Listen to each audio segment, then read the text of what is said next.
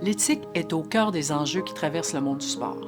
C'est entre autres le cas lorsqu'on parle des valeurs sur lesquelles sont fondées la pratique sportive, comme l'excellence, l'égalité et l'esprit sportif. Il arrive toutefois que d'autres valeurs entrent en tension avec ces valeurs fondamentales du sport, par exemple l'inclusion, le respect des différences et l'équité. Ici, on se pose la question: comment repenser le sport pour y intégrer de nouvelles valeurs sans perdre de vue celles qui animent le sport depuis ses origines?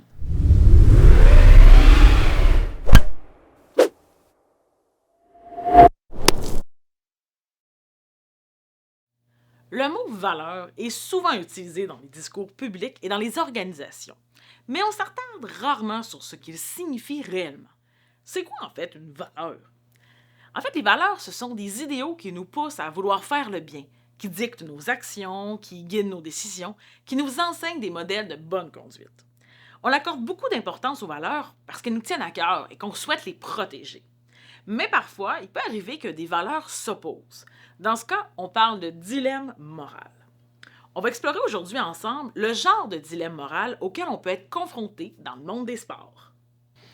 Par exemple, je suis dirigeante d'une ligne de baseball dans le village de Saint-Glinglin des Meumeux. La municipalité vient de nous octroyer 2000 dollars.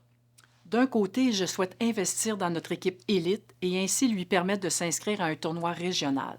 Je répondrai alors à la valeur d'excellence de mon sport et de mon organisation. Mais de l'autre côté, le 2000 pourrait servir à acheter de l'équipement et à baisser les coûts d'inscription à la Ligue. Et je sais qu'il y a des jeunes dont les parents n'ont pas les moyens de payer pour de l'équipement et pour l'inscription. En choisissant cette option, je répondrai aux valeurs de justice sociale et d'accessibilité qui sont tout aussi importantes pour moi. Face à un dilemme moral, il n'y a jamais de décision facile. Parce que nous sommes devant l'obligation de prioriser des valeurs différentes, mais qui nous habitent et qui ont la même importance. Dans ce genre de situation, une des premières choses à faire est de prendre un pas de recul et d'éviter les décisions trop rapides. Ensuite, et là c'est sans doute la chose la plus difficile à faire, il faut éviter de se laisser gagner par nos opinions et nos besoins personnels. Rappelons-nous, les valeurs nous invitent à penser au bien commun avant notre bien-être personnel. Enfin, il faut accepter que dans un dilemme moral, il n'y a jamais de solution parfaite. Revenons à notre exemple de l'entraîneur de Saint-Glinglin des Meumeux et au dilemme auquel il fait face. Sur le plan personnel, il veut amener son équipe dans un tournoi provincial. Ce serait l'occasion de briller sur une scène plus grande et collectivement, ce serait aussi une expérience positive pour ses athlètes et la chance de se mesurer à l'élite. Parallèlement, en utilisant le budget pour acheter de l'équipement et réduire les frais d'inscription, il permettrait à plus de jeunes d'avoir accès au sport dont il connaît les bienfaits. Le baseball est très populaire au village et en ayant plus de gens qui participent, ça favorisera la mixité sociale lors des matchs et contribuera à une meilleure cohésion entre les habitants et habitantes et entre les jeunes. Enfin, il sait qu'il y a des chances que de nouvelles personnes qui viendront s'initier au baseball deviennent eux et elles aussi des joueurs et joueuses de plus haut calibre. Devant cette analyse, l'entraîneur décide d'investir le 2000 dollars dans l'équipement et la réduction des frais d'inscription. Investir le budget dans un tournoi provincial n'aurait pas été une mauvaise idée en soi. Toutefois, il juge que les bienfaits apportés par son choix contribuent plus largement au bien commun. Quand vous vous retrouvez devant un dilemme moral et que vous avez une décision difficile à prendre, prenez le temps de bien analyser la situation et de prendre un pas de recul.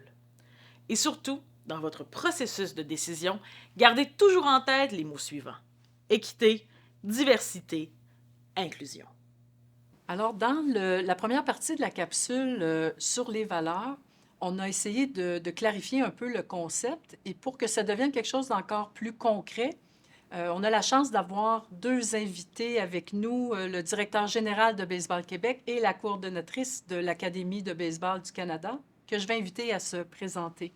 Bonjour, Maxime Lamarche, pronom il et accord masculin. Et directeur général, comme tu l'as mentionné. De baseball. Bienvenue.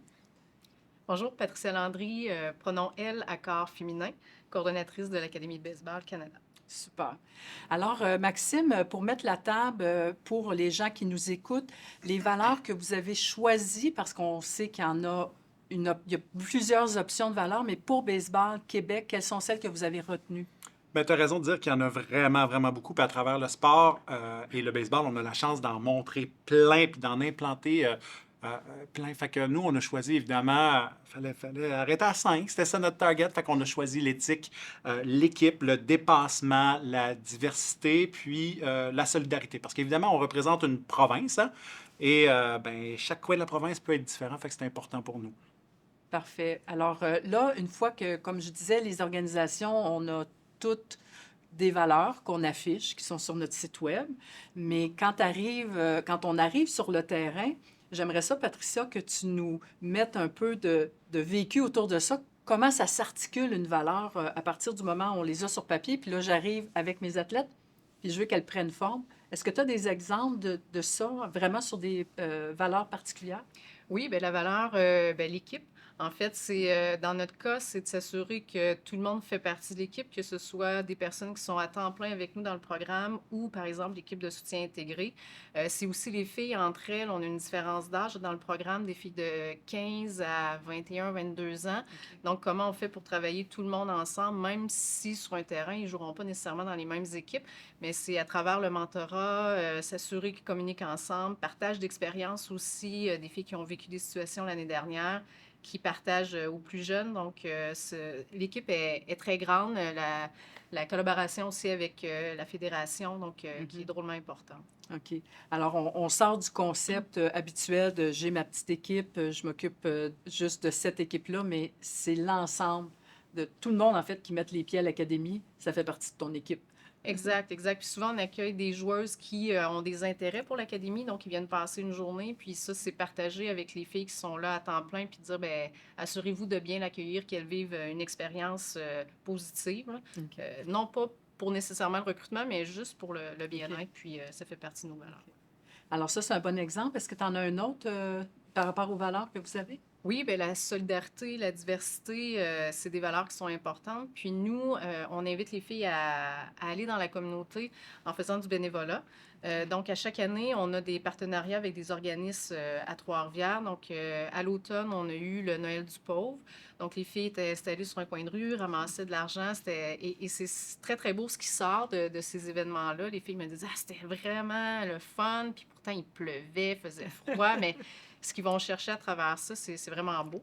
Puis la distribution des paniers de Noël avec l'organisme Concept qu'on a fait en décembre, donc d'amener les filles à voir d'autres réalités, je trouve que c'est hyper important, qu'il n'y a pas juste leur petit milieu de sport où bon, c'est une réalité qu'ils vivent depuis longtemps, donc qu'ils sortent puis qu'ils voient autre chose.